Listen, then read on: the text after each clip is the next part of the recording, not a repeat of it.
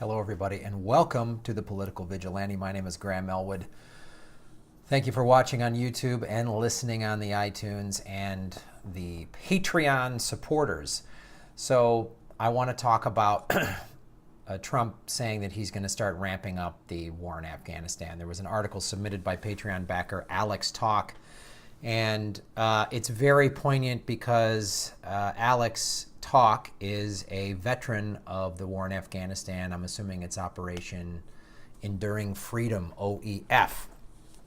Alex, thank you so much for supporting the show. Thank you for serving over there and sending this article. It's really great to hear from vets who are opposed to these wars, because you have gone through it in ways that none of us could ever truly understand.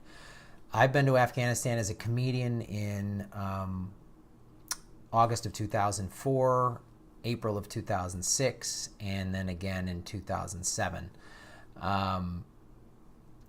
And so I have some real strong personal feelings about this, having seen what was happening over there and having talked to and performed in front of so many active duty, and then performed to vets back in the States, and have gone to the Navy hospital down in San Diego a couple of times over like a couple of Thanksgivings, and talked to wounded vets and stuff. It's a very personal and emotional issue for me. So AlexTalk,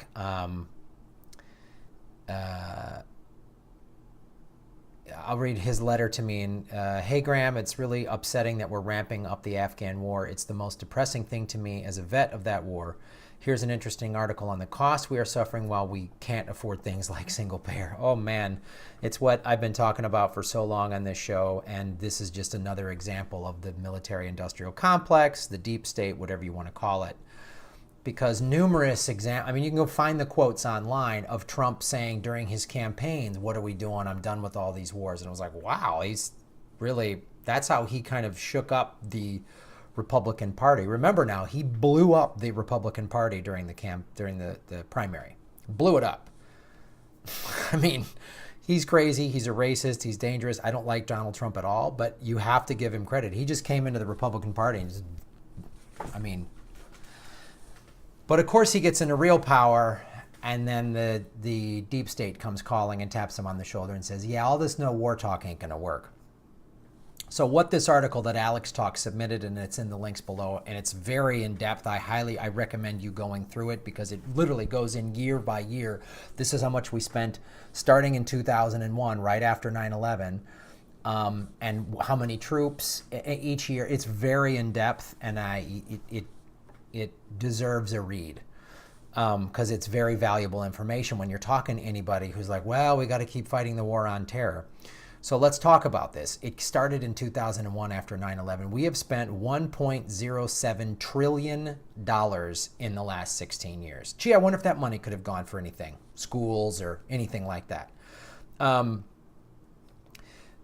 So we're going to break down that budget a little bit in this article. First is the $773 billion in overseas contingency operation funds specifically dedicated to the Afghan war, because some of this budget is tied in with Iraq. Second in increase is the $243 billion to the base budget of the Department of Defense. Third is the increase of $54.2 billion to the Veterans Administration budget. You see the disparity? See how much the vets get? $54 billion compared to hundreds of billions of dollars just for the operations itself. So hey, thanks vets. Thanks for signing up and going over there, and we'll give you great equipment to fight this war. But then when you come back, I don't know. So I would highly recommend reading the timeline of Afghanistan costs, and that's in this article. Literally, it goes in 2001 all the way up to 2017, and it's important. There's also a breakdown of costs, the Department of Defense budget, the VA's increase, and the total budget for that year, and the total number of boots on the ground. So when I was first there in 2004, we had 18,300 people there. In 06, we had 20,000. In 07, we had 24,700. The peak troop deployment was after Obama got into office in 2009. He said, we're going to ramp it up. So we had 96 and 94,000 in 2010 and 11, and then it started 11 we had 65,000, 13 we had 43,000. So just that's again our good peace loving hope and change Obama. So let's get into some more stuff too. So it's not just the over $1 trillion that have added to our national debt. It's the 2,350 U.S. service members who died. So over 2,300 people died. The 20-some thousand who suffered injuries, and the families having to deal with that, right? So obviously when somebody dies, it's very, very painful for everybody involved. I remember being on an aircraft in Iraq. We were flying back. I was there. It was Thanksgiving 2007. I was with Scott Kennedy, a very good friend of mine who passed away. He was a comedian who did over 50-some tours. Please Google Scott Kennedy, comedian, and just see who he was. He was a really great guy, and he took so many comics over there. And he was the one who told me, a commanding officer said, Scott, every time a comedy show comes through the base, the suicide rate drops. So anytime you would hear about non-combat deaths being reported, it usually meant somebody taking their own life, which is easy to do when you're in a war zone and everyone has a weapon. So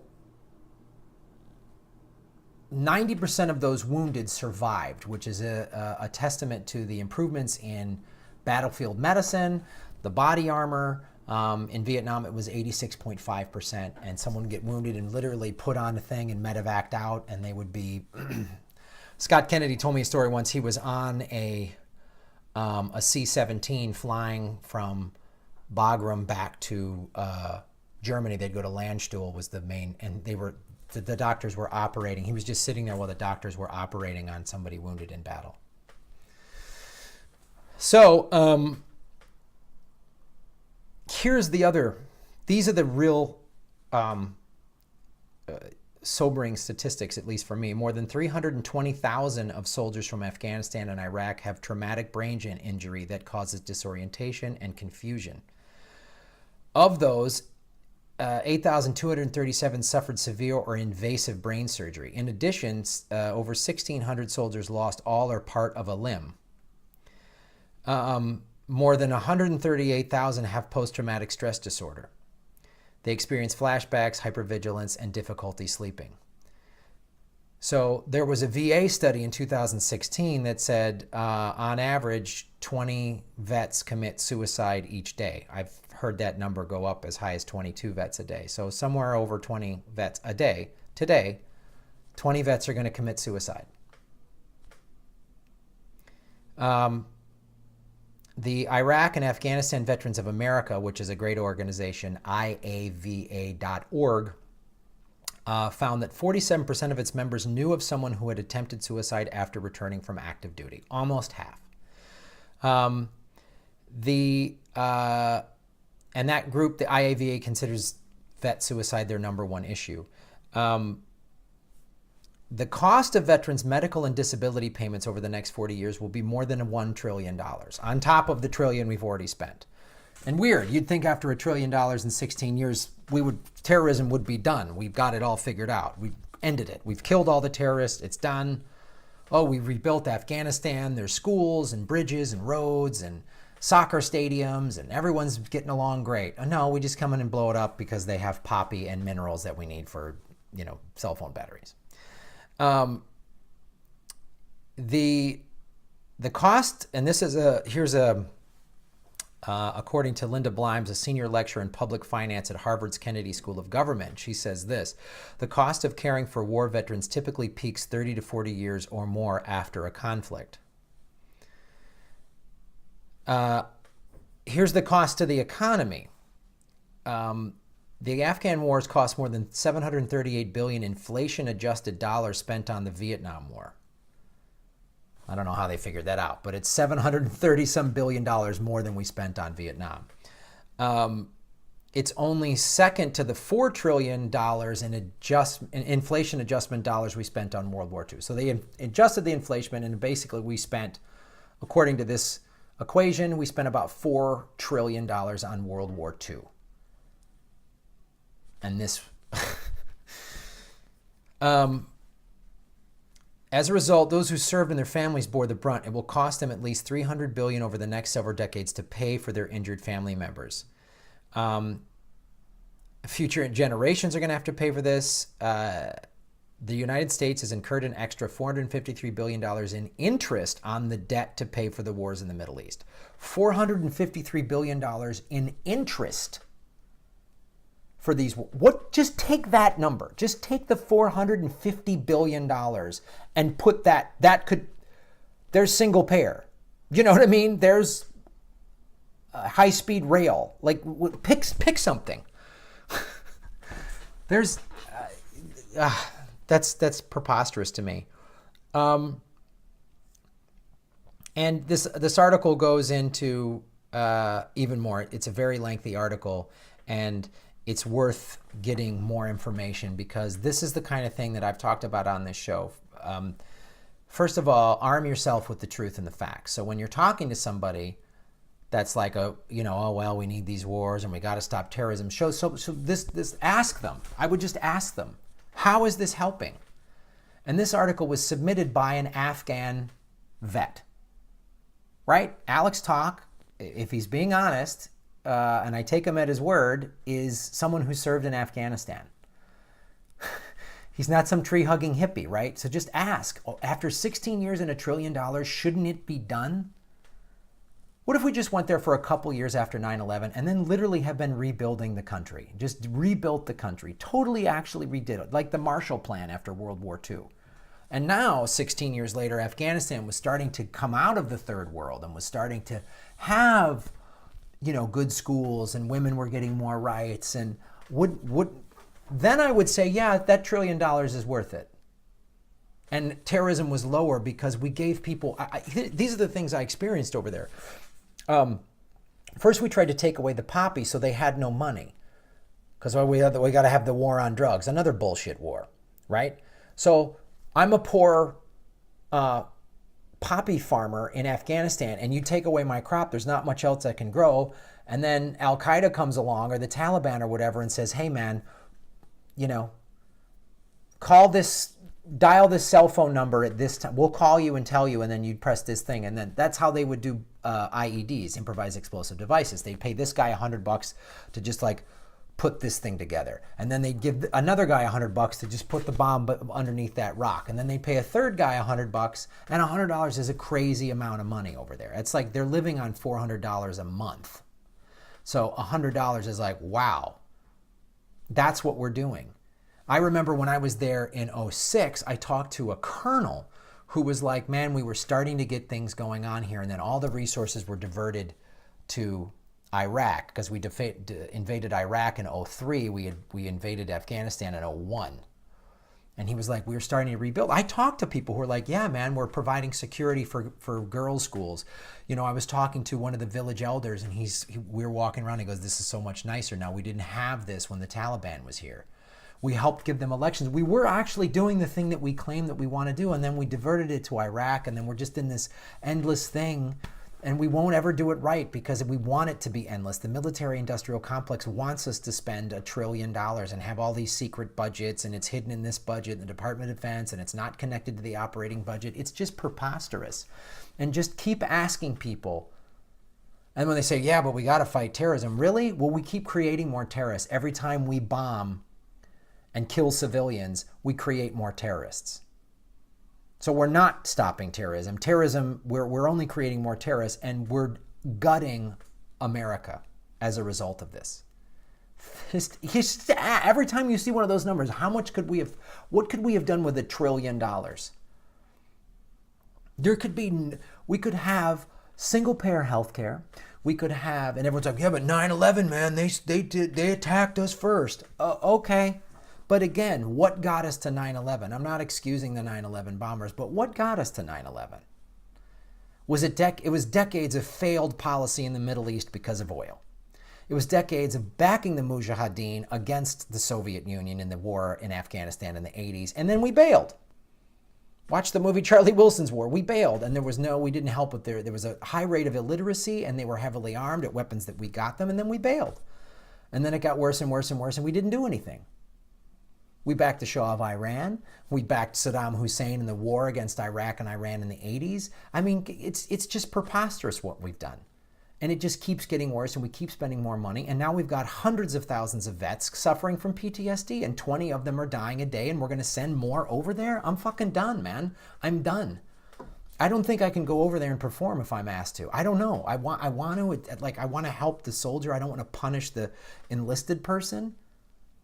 But I just don't know. I just don't know. And I can't keep, I've been in war zones 7 times. I've done 7 war zone tours. Fuck, I got a little bit of PTSD that I went to therapy for.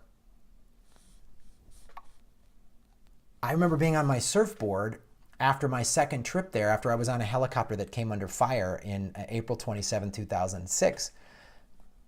And that summer, the summer 2006, is when I started to learn how to surf. And I remember me and my buddy were surfing down near Camp Pendleton, the Marine base in California, which is near Oceanside, California. And this big, military helicopter went by. I was on my surfboard and I started crying. And I was like, maybe I need to talk to somebody about this. And that's nothing.